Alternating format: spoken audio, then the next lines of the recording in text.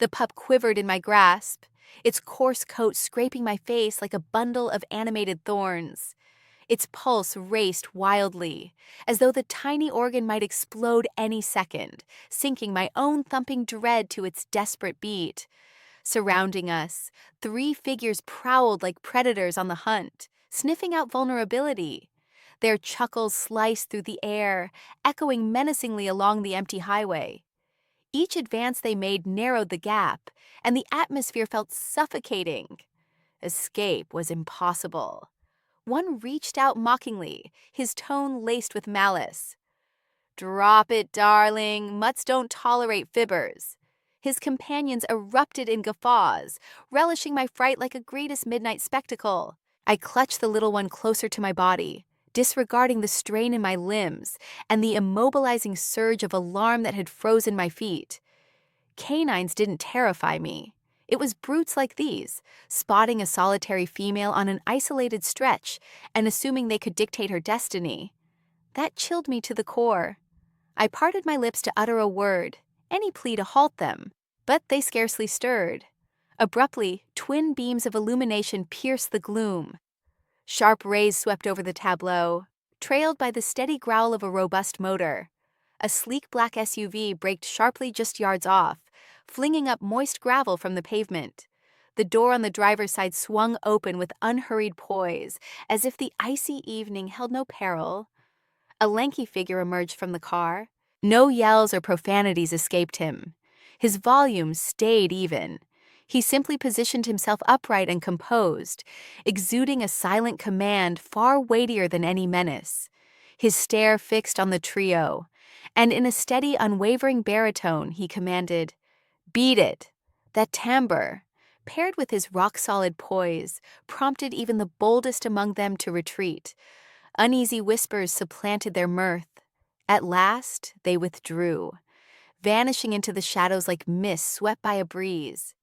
He pivoted toward me. His face remained tranquil, almost unnaturally so after such a fraught encounter. His gaze assessed me steadily, ensuring I remained intact, still drawing breath.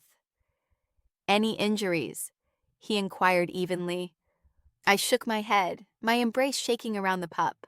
"Yours?" He followed up, nodding at the creature nestled against me. I gulped and managed, "No, just picked him up." My words fractured midway. He gave a single nod, as though that sufficed. He offered his palm, not to me, but toward the dog. "He's frightened, like you. Come on, I'll take you away from this." Something in his delivery, a blend of command and kindness, shattered my defenses right then. I trailed him to the SUV, refusing to release the pup. Sliding inside, I was enveloped by aromas of hide and brew.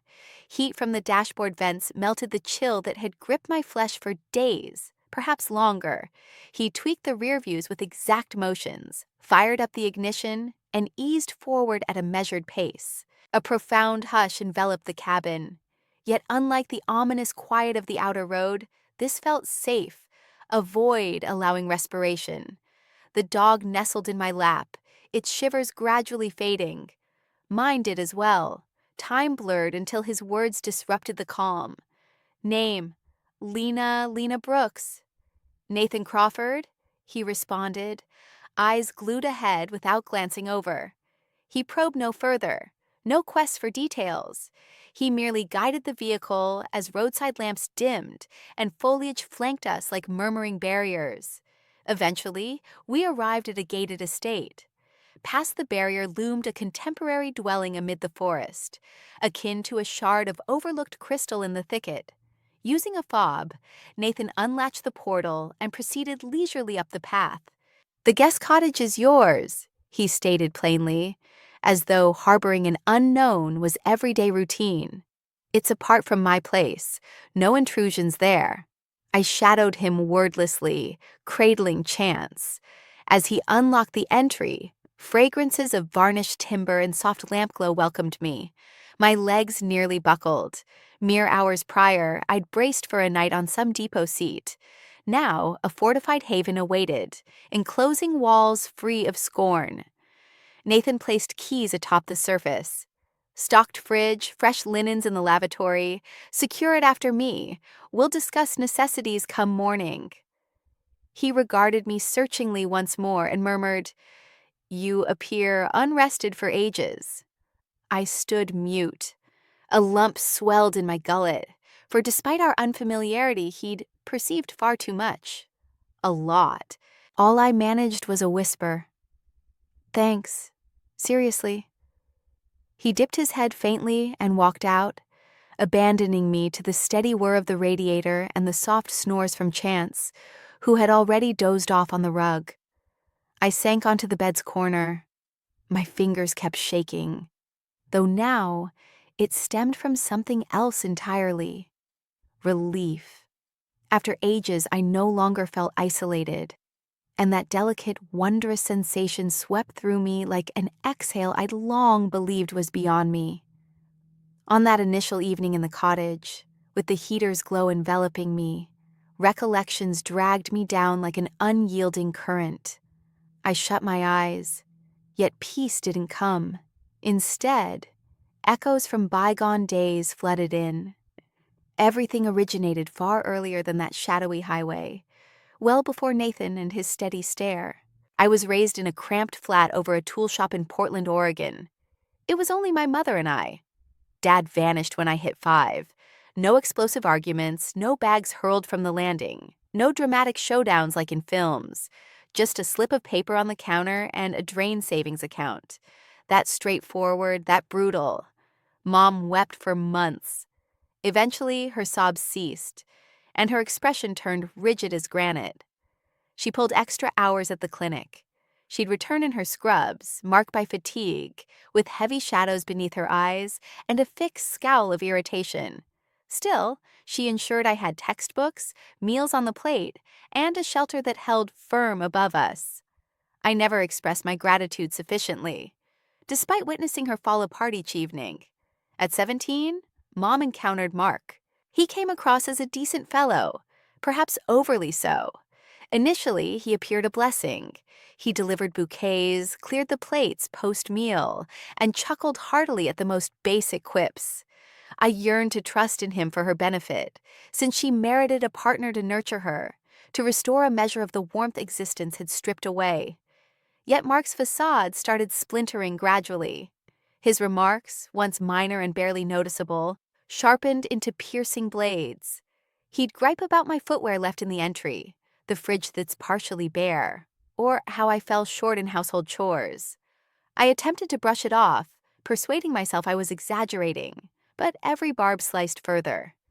It wasn't for lack of effort on my part. From 16 onward, I'd clock shifts at a cafe on weekends, stashing cash for university, and whenever funds ran low for utilities, I'd step in. I wasn't flawless, but I gave it my all. Regardless, it never sufficed. Mark tolerated me poorly, and though he never voiced it outright, he conveyed it through every motion, every contemptuous glance. I realized my existence alone unsettled him, as though it highlighted a segment of Mom's history he could never claim. The breaking point arrived on an ordinary evening.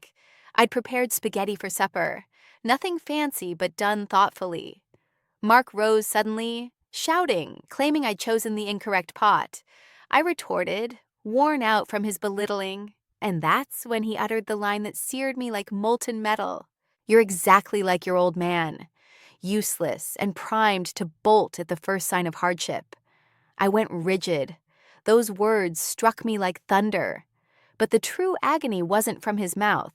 It was beholding Mom's response. Rather than shielding me, she pounded the surface and demanded I make amends. To him, the one who'd likened me to the gravest hurt we shared. In that moment, a piece of me shattered irreparably. I dashed to my bedroom, stuffed some outfits into a knapsack, snatched my drawing pad and the earnings I'd tucked away. Mom trailed me to the threshold, her gaze stretched wide as if urging a halt. Yet she uttered nothing, not one syllable. She simply allowed my departure. That very night, I boarded a coach heading northward. I clutched a notation from a holiday greeting Dad mailed when I was 13. I held on to that prospect, despite recognizing its frailty, akin to a span woven from tissue. Following endless miles on the road, I reached a humble dwelling.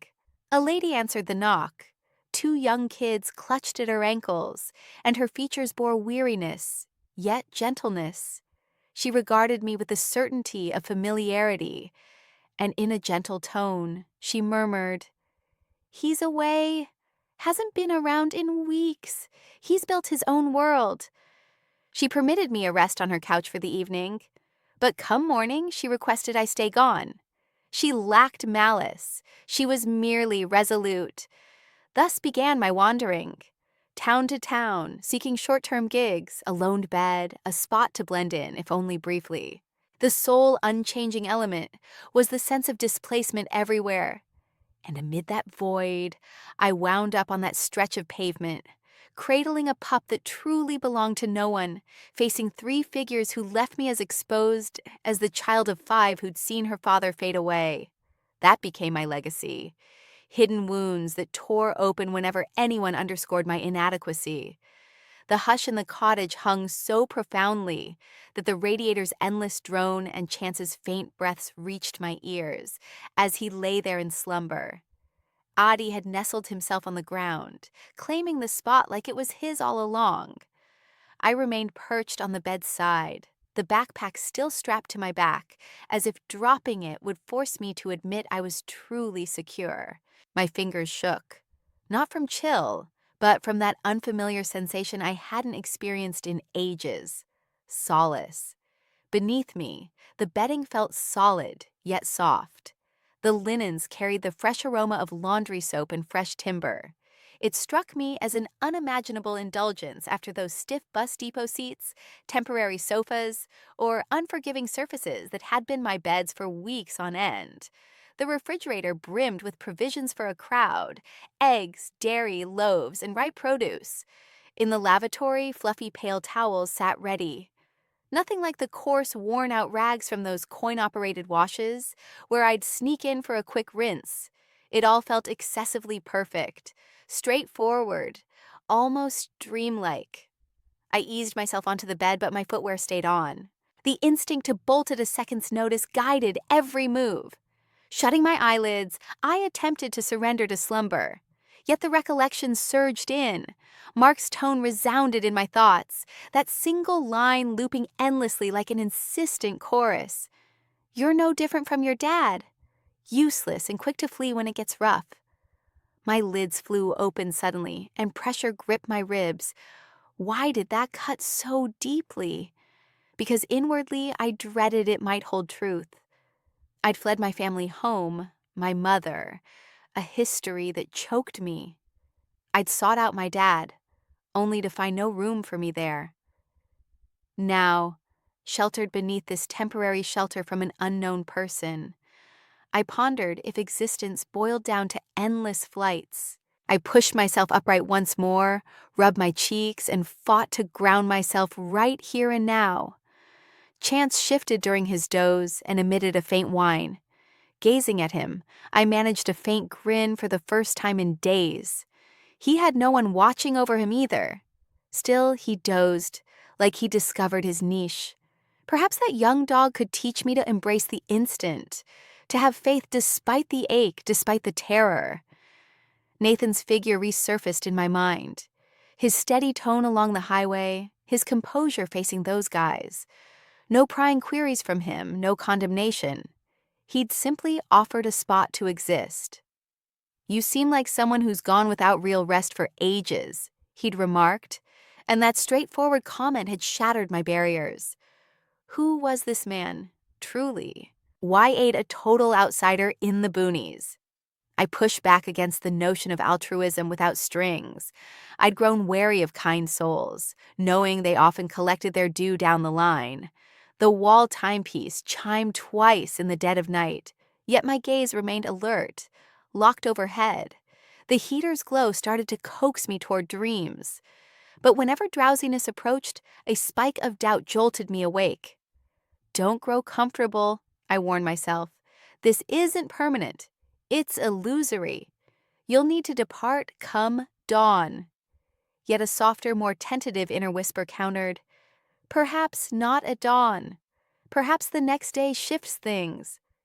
At last, I huddled beneath the covers, this round slipping off my shoes, a modest yet significant step.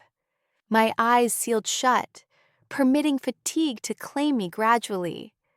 Visions of my weary parent, of Mark's shouts, of my missing father dimmed, supplanted by the glow of that bedside light and the whisper of trees outside. Sleep wasn't profound, but for the first stretch in weeks, dread didn't throttle me through the shadows. And along that hazy divide between alertness and repose, with Chance's breaths nearby and a secure covering above, I sensed a nearly lost feeling, the possibility that room for me lingered somewhere in this life. Sunlit rays of dawn filtered via the cabin's pane as my eyes fluttered open. Briefly, disorientation hit. I figured I was back at a transit hub or on some loaned seating. But then the reliable warmth from the heater registered, along with the subtle polish of oiled lumber and the steady wag of a tail against the boards. Chance, thrilled at my stirring, already signaled I had company. I rose leisurely, balancing that blend of ease and wariness that comes from navigating strange territory. Uncertainty lingered. Bolt before Nathan reconsidered, or hold out. A gentle rap at the entrance broke my reverie.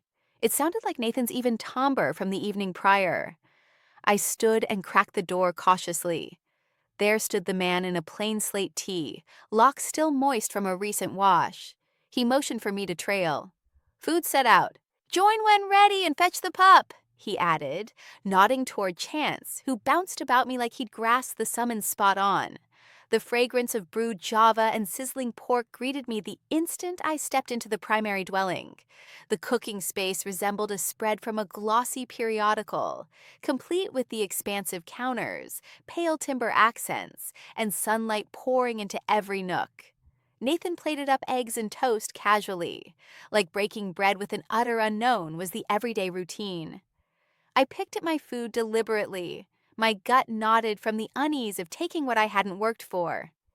He stayed quiet initially, sipping his brew without a word. After a bit, he nudged a dossier my way over the surface. "Here, this is yours." My fingers shook as I flipped it open. Within lay a straightforward contract, outlining duties like basic tidying, washing clothes, occasional meal prep, and stocking the cupboards neatly. No big demands, nothing out of reach.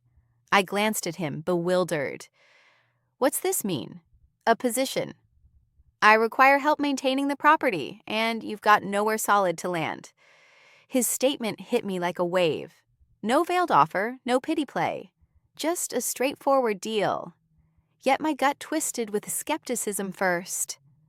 "I'm no maid," I murmured softly. "I handle cooking and scrubbing, but—" Nathan lifted his eyes, face stern yet kind. "That'll do. The other bits you'll pick up." "Why take a chance on me? You don't know a thing about me," I pressed, wishing it'd push him away, but he merely lifted his shoulders. "I saw you rescue a lost pup and stand up to 3 bruisers way bigger than you. That's all the endorsement I need." I went quiet, stunned. I'd braced for questions, doubts, strings attached. But here he was, handing me work and shelter with effortless ease. Tears pricked my eyes, though I batted them back fast. Drawing in a steadying breath, I whispered, "All right, I'm in." For an instant, his features eased, a subtle thaw in his firm demeanor. "Great. You're on now." He passed over a key ring and a bank card bearing his details for supplies and essentials. That dawn, after ages, a warmth stirred in me I'd nearly lost touch with, a hint of roots. I filled the day wiping down racks, sorting storage, and fixing a basic lunch. Chance trailed my steps with perked ears and the zeal of a devoted watchman. As dusk fell, I settled on the annex veranda, eyeing the sunset dip behind the branches. Chance dozed by my side, while I clutched those keys like prized gems. They went beyond mere alloy. They symbolized security, a spot to linger without dreading an early eviction. I reclined on the balustrade and released a deep exhale. Doubt lingered inside, a nagging whisper that good fortunes fade quick. Yet alongside it, a fresh shoot emerged. The chance for a fresh start, simple as it was. That evening, with Chance's gentle snores from his spot and me plotting tomorrow's chores in my head, it dawned on me that perhaps, after endless fleeing, I'd stumbled into a haven in the most unlikely spot. The daily pattern wove into my life softly, like a persistent drizzle. Each sunrise, I'd grind bold coffee, catch the faint noises from the big house where Nathan was already stirring, then dive into chores, mopping floors, straightening rooms, whipping up easy dishes. Chance shadowed me devotedly, a constant companion. The labor held no flash, but it restored a framework, a beat I'd misplaced years back. And amid that tidiness, room opened for a passion I'd shelved long ago. One midday, rummaging my pack, my hand brushed the frayed binding of a drawing pad. I'd lugged it through every flight and halt, despite avoiding it for seasons. Pages curled at the tips, some damp-streaked, carrying a whisper of faded pencil lead. I drew it forth carefully, akin to unlocking a sealed chamber. I paused at the threshold. What point in sketching when that ambition lay shattered? Still, the woodland quiet and annex peace urged me onward. I grabbed a gnawed stub, the sole pencil left, and began modestly. Chance's outline curled asleep on the deck. My grip quivered initially, awkward, but gradually recalled its rhythm. Lines flowed smoother, reclaiming a grace I believed gone for good. Twilight crept in unnoticed. When I surfaced, shadows filled the space, leaving just the tender marks on my page. Staring at it, emotion clogged my chest. Flawed, yes, but vibrant. And that hidden vigor on the sheet, that throb, was what I'd craved endlessly. The following morning, tidying Nathan's central lounge, I set the pad down briefly. Returning, there he stood on the deck cradling it. My pulse raced. "This yours?" he queried, angling it to catch the glow on each line. I stiffened. "Yeah, sorry, didn't mean for you to catch it." "No need to apologize," he replied evenly, eyes moving from the sheet to mine. "Your G." "Excellent, truly excellent." Heat rose to my face. It had been ages since someone had recognized that part of me. I shrugged it off, minimizing the moment. It's merely a pastime. In reality, I pursued accounting, something sensible. Nathan arched a brow, as though his statement was a reflection showing my true self. You come across like someone echoing the expectations others imposed on you. I was at a loss for words. He hit the nail on the head. That evening, sleep evaded me almost entirely. Nathan's remark echoed relentlessly in my thoughts. It went beyond him simply noticing me. He had affirmed a piece of myself I'd suppressed due to apprehension and circumstance. The following morning, upon his return from town, he carried a parcel tucked under his arm. He set it down on the kitchen surface and uttered, "This is for you." My fingers shook as I unwrapped it. Within lay a fresh assortment of pencils and a pad of pristine, blank white sheets. I drew in a sharp breath. "I can't take this," I stuttered. "Nonsense, you can. You're contributing. You've merited it. Think of it as a prepayment on your wages." A lump formed in my throat. I clutched the sketch pad against me and could scarcely whisper. "Thank you." Nathan gave a single nod in his understated manner that shunned extravagance and headed to his study. I lingered there, staring at those empty sheets like they represented an inviting portal. And perhaps they did. That very afternoon, with Chance resting by my side, I covered the initial page, followed by a second, then a third. The woodland veiled in fog, the cabin bathed in the warm dawn glow, Nathan's silhouette as he prepared coffee in the kitchen. Every sketch restored a fragment of who I was. It transcended mere marks on paper. It was my essence, my declaration of, "I'm not gone." As the pencil danced across the surface, I sensed a shift within. The ache I'd harbored for so long started to evolve. Creativity turned into my sanctuary, the quiet remedy I craved. That evening, as I gently stowed the sketch pad, a genuine smile crossed my lips for the first time in months. It was a serene afternoon. Sunlight pierced through the branches, and I was in the primary residence's kitchen, working dough for the evening meal, when the crunch of tires on the drive reached my ears. Chance, napping beneath the table, lifted his head and let out a single woof. I dried my hands on a cloth and glanced outside. A polished, gleaming silver vehicle, as if fresh from a showroom, pulled up to the front. A statuesque, impeccably groomed woman emerged. Her raven locks were neatly bundled in an elegant bun, and her stilettos tapped sharply on the gravel walkway. She seemed out of place in this tranquil setting, amid the woodland's peace. She resembled a vision from a glossy publication. Nathan stepped onto the veranda right as she shut the car door. I couldn't catch their initial exchange, but his stiffened stance, shoulders squared, frame unyielding, suggested this arrival was unwelcome. Nevertheless, he ushered her inside. My pulse raced. This isn't my concern, I told myself repeatedly. Yet my steps led me to the corridor, where I could eavesdrop unseen. Don't act like you don't understand my reason for coming.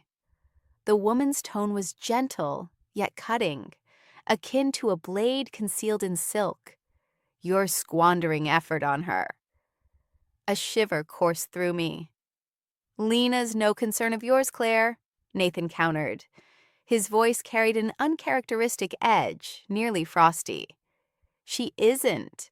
She's residing on your land, pretending domesticity while you. Claire trailed off, likely sensing Nathan's intensifying stare. All I'm pointing out is your standing. Folks gossip. A heavy quiet ensued, forcing me to stifle my breathing. Let them gossip, he responded at last, each syllable resolute. You don't dictate whom I assist or confide in. Claire's reply dropped to a poisonous murmur. Assist. Is that your term for it? I had to stop listening. My hands quivered. I retreated to the kitchen, my gut twisting as if struck. That lady had voiced my deepest insecurity, that to Nathan I was merely a philanthropic endeavor, a figure to save and plug some emptiness in his existence. The tightness in my throat strangled me. I struggled to complete the dough. That night, with the home hushed, I stuffed a compact bag. The impulse to flee surged anew. I refused to be a liability. I didn't wish to be the specter others wielded to scrutinize him. I was on the verge of sealing the bag when a rap sounded at the door. Chance issued a soft, wary growl. I halted, bag in grasp. Cautiously, I unlatched it.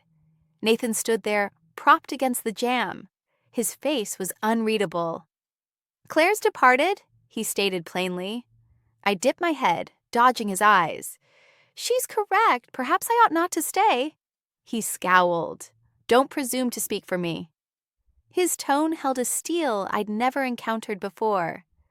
Don't go. The breath whooshed from me. I met his eyes, scanning for hesitation but found only resolve. Why stand up for me? I murmured, voice fracturing. You scarcely know me. Nathan locked onto my gaze, and for the first instance, I glimpsed fragility beneath his typical composure.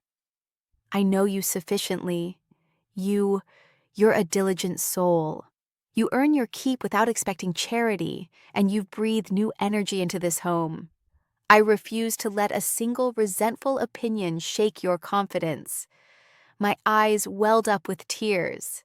I collapsed onto the mattress, the knapsack next to me, while Chance nestled at my ankles, almost as though he approved of my choice. Nathan lingered in the threshold a bit longer, ensuring his message sank in. Then he departed, shutting the door with a gentle click. Alone now, my emotions surged uncontrollably.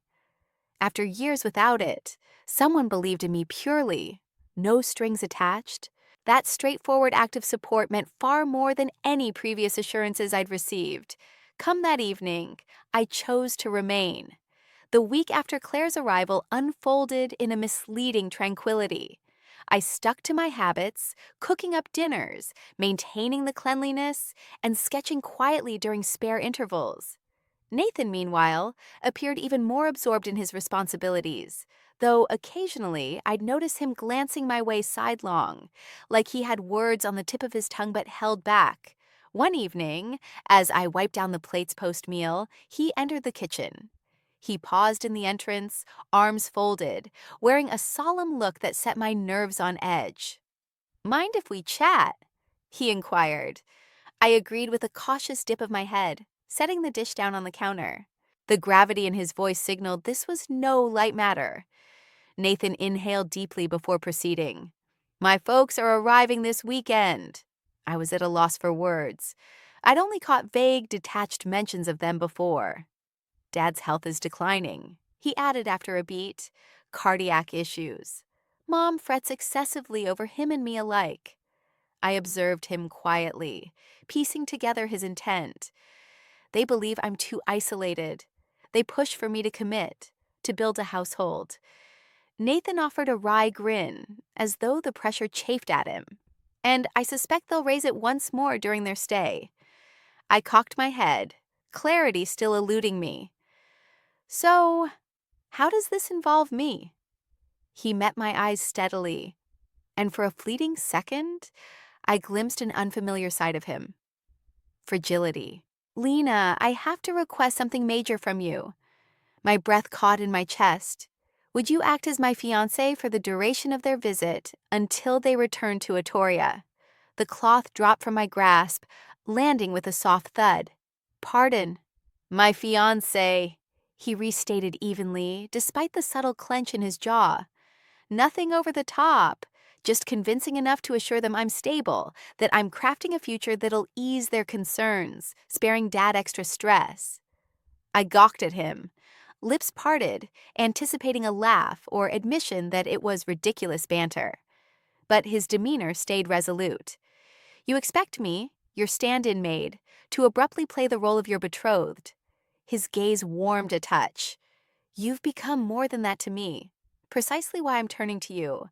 I rely on your integrity. You've revived the spirit here." Heat flooded my cheeks. I averted my face, feigning interest in stowing the utensils, though my movements fumbled awkwardly. "This is madness," I breathed. "Suppose I botch it. What if they uncover the deception?" "They won't," he countered with conviction. "Simply act naturally. You're genuine. You show real compassion. That's the essence they'll perceive."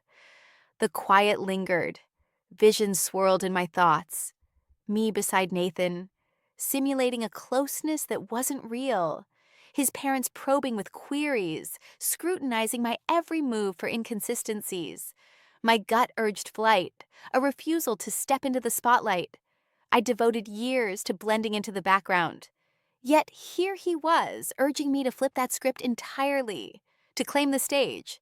But his features betrayed a deeper truth. In seeking my aid, he exposed his own ache. He loathed the vulnerability of requesting assistance, yet persisted. And within me, that same impulse that had trailed him into shadows before wouldn't abandon him now.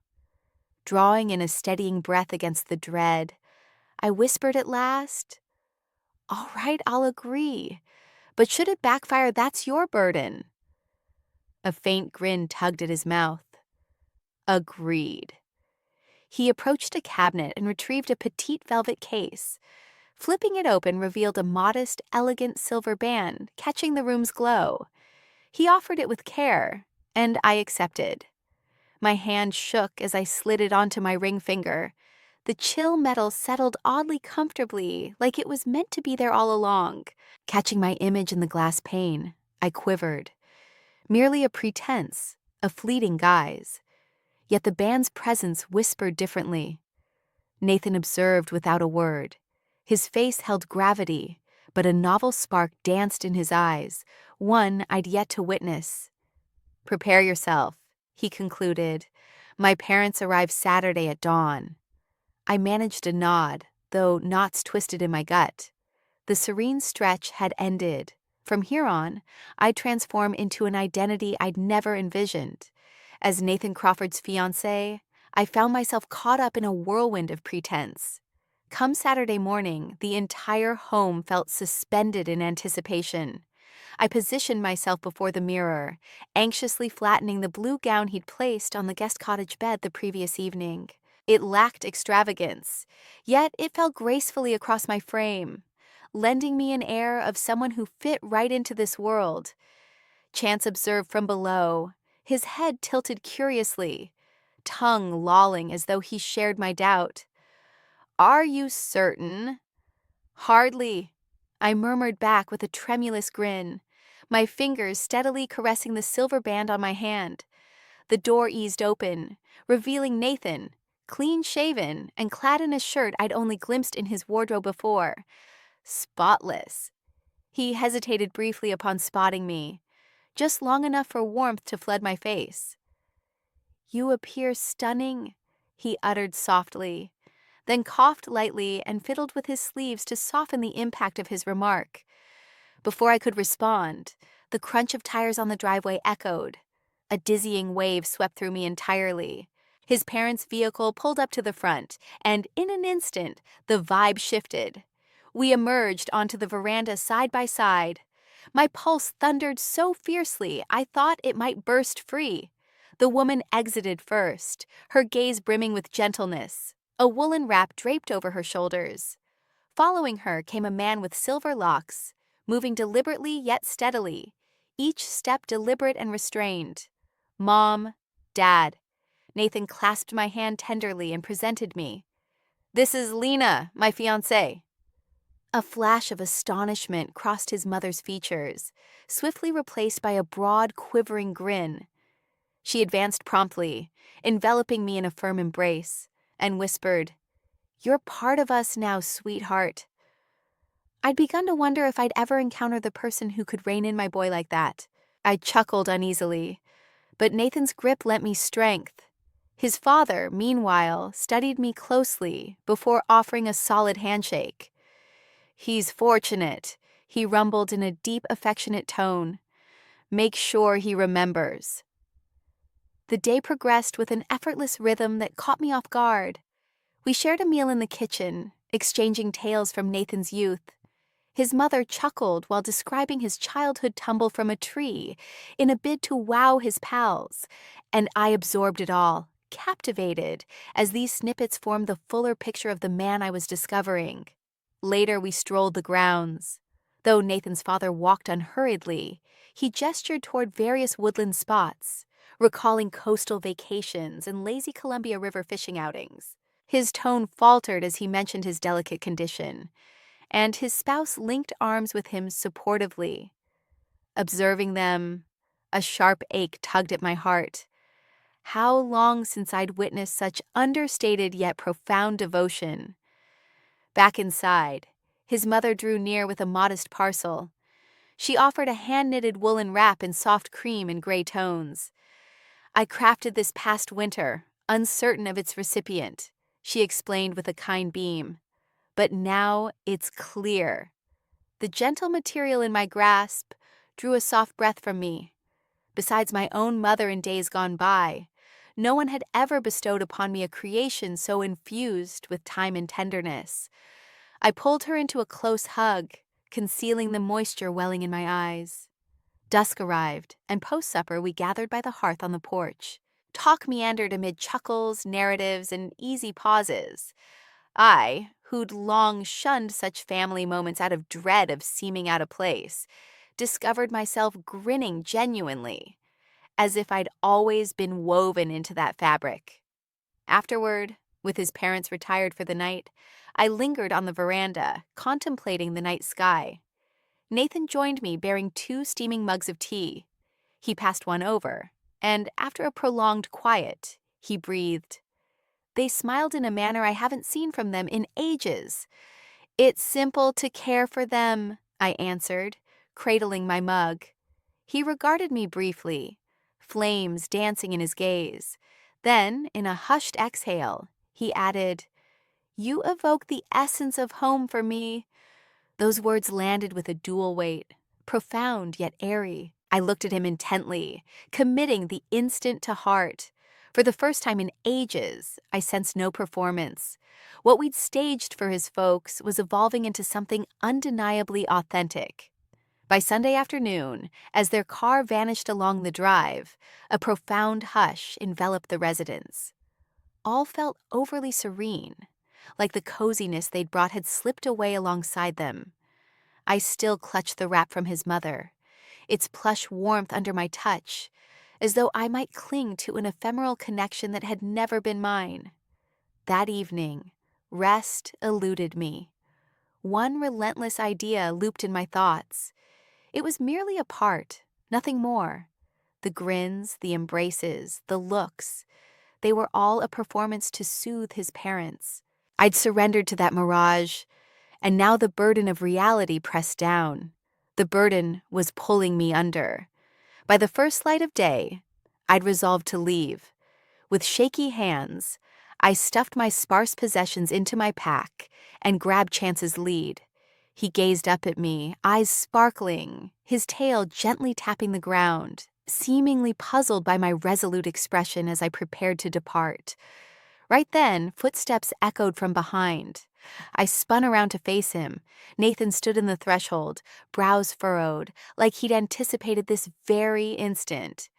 "Heading out?" he queried, his tone quiet yet resolute. I gulped down my nerves and mustered a grin that failed to light my gaze. "The moment's come for me to move on. You've offered far beyond what I merited. I can't keep imposing on your kindness." He stared at me, confusion etching his features, as if my explanation baffled him. "Imposing, Lena. That's how you see your time here." I averted my eyes, gripping the lead tighter. "Everything, the band, the meals, the pleasantries before your folks, it was all pretend. I let it mean too much, and that's on me." Nathan approached with measured steps until he was mere inches away. "It wasn't pretend." My pulse quickened. "The plea for you to act as my betrothed wasn't rooted in deception," he went on. His words softened, revealing a raw openness I'd never heard. I wanted them to glimpse what I was beginning to sense. This place felt hollow without you. Nights brought a quiet that consumed me. Then you arrived, towing a timid pup and clutching a pad brimming with illustrations. Abruptly, vitality returned. Hot tears stung my eyes before I could hold them back. I denied it with a faint murmur, shaking my head. "Stop. I'm nothing special." He closed the gap further, his nearness enveloping me like shelter. "You're worth far more than you realize. You escaped a history that wounded you, yet summoned the resolve to persist. You transform suffering into creation. You nurture every creature that crosses your path, no matter how others dismiss them. Even someone like me." A fractured chuckle escaped amid my cries. "Worthless you." Nathan's lips curved into that lopsided smile he seldom displayed. "I've thought so myself, more than once, but never around you." Salty trails streamed down my face unchecked. For the first time in ages, another person had selected me, not for benefits or ease or duty, but purely for who I am. That realization shattered me, yet mended my spirit too. Instinctively, I released my pack and the lead. My quivering fingers sought his, and he clasped them with steady assurance, as though he'd longed for this touch eternally. "Stay, please," he breathed, "not to handle chores or upkeep. Remain, because I can't bear for our connection to fade." The term, "our connection," lingered in the air, more binding than any vow. All I managed was a nod, my voice constricted by feeling. Gently, without haste, he drew me into his embrace, handling me delicately, as if I might shatter. I pressed my brow to his torso, attuned to the rhythmic thump of his pulse, allowing my tears to dampen his fabric. This hold differed from any I'd known before. No sympathy, no requirement, just deliberate choice. Chance, sensing the gravity, settled at our base and nudged his nose against my footwear, releasing a deep exhale that felt like quiet endorsement. I remained there, encircled by Nathan with our pup as a wordless observer, sensing that after years of flight, I was no longer fleeing. I was committing. I was opting in.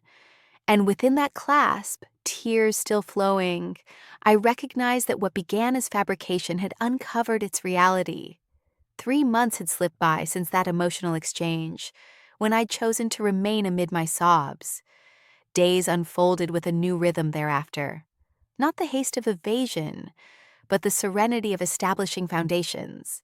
The modest cottage shifted from fleeting haven to true abode. My modest items gradually expanded. Garments neatly stowed in drawers, volumes beside the bed, art pads stacked on a rack Nathan assisted in mounting. Chance claimed a spot by the pane, though he preferred curling close to my ankles at night. What once seemed confining now felt welcoming. Brewing morning brew, polishing the panes, immersing in sketches while sunlight gilded the woods. Bonds with Nathan's family deepened through their arrivals. His mom enveloped me like kin, gifting crocheted wraps or pots of fruit preserve. His dad, reserved in manner, offered kind remarks nonetheless. "You've got a real knack for tending this land. It's evident," he noted one evening as we strolled the grounds. Such straightforward praise moved me profoundly. With Nathan, the shift was even greater. Our bond evolved naturally.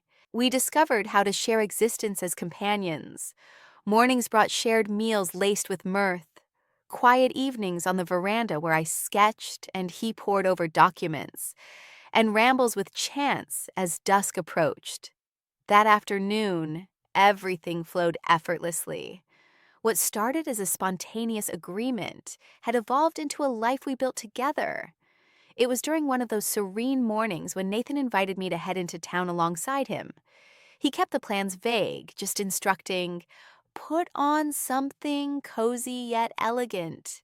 His mischievous grin sparked a blend of doubt and intrigue within me. We pulled up to a subtle structure boasting expansive windows. Pushing open the entrance, I was enveloped by aromas of oil paints, fresh paper, and polished timber. My feet halted abruptly. There on the walls hung my sketches, the woodland shrouded in fog, Chance dozing near the hearth, the cottage aglow under moonlight, even a side view likeness of Nathan propped by the sill. My pulse raced. "How? What's going on?" I stammered, words catching in my throat. Nathan stepped nearer, passing me a brochure for the occasion. "It's your showcase," he said simply, like it was the simplest truth imaginable. I chatted with the curator. I hoped they'd glimpse the world I encountered daily. Covering my lips with a hand, I couldn't stem the flood of tears. Visitors strolled the space, studying my pieces closely, murmuring softly among themselves. One lady neared the desk and purchased a sketch of mine, the cabin with wisps rising from its stack. "It radiates such tranquility, like a real sanctuary," she whispered as she settled the bill. That single word, sanctuary, struck deep. For so many years I'd shunned the notion, viewing it as an illusion bound to fade. Yet here it stood, etched on canvas, acknowledged by strangers. I faced Nathan, who observed quietly with his signature look. Equal parts satisfaction and affection. "I can't fathom you arranging this for me," I uttered through the tears. He brushed my face gently with his knuckles. "You earned it. You've revived this place, Lena. Time for others to recognize what I've long seen." Overwhelm washed over me. I'd concealed those sketches for ages, treating them like forbidden confessions. Now they graced illuminated spaces, drawing admiration from passers-by. This wasn't fantasy. It was tangible. Later that day, as the display wrapped up and the venue cleared out, Nathan guided me to a final artwork. It was the piece I'd battled hardest to complete, brimming with elements I'd once deemed unworthy of my lines. A domestic tableau. Nathan and me on the veranda, Chance lounging below, his folks beaming behind us with a glow I'd assumed belonged solely to distant tales. My fingertips grazed the frame, hesitant as if the scene might vanish. "I believe I've quit fleeing at last," I whispered, voice faint. Nathan drew me in, pressing his mouth to my brow. "Good, since I never planned to let you slip away." Eyes shut, I breathed in his familiar notes of pine and brew, a grin forming. That evening, we made our way back. I draped the shawl from his mom near the doorway, claiming it as a token. Chance claimed his usual spot, and I flipped open a fresh pad. No more sketching to escape. Now it was to honor. For the first time, I grasped the essence of belonging. Not fleeting or loaned, but genuine.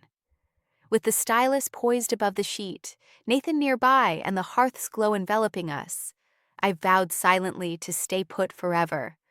I discovered my spot, my kin, my haven, my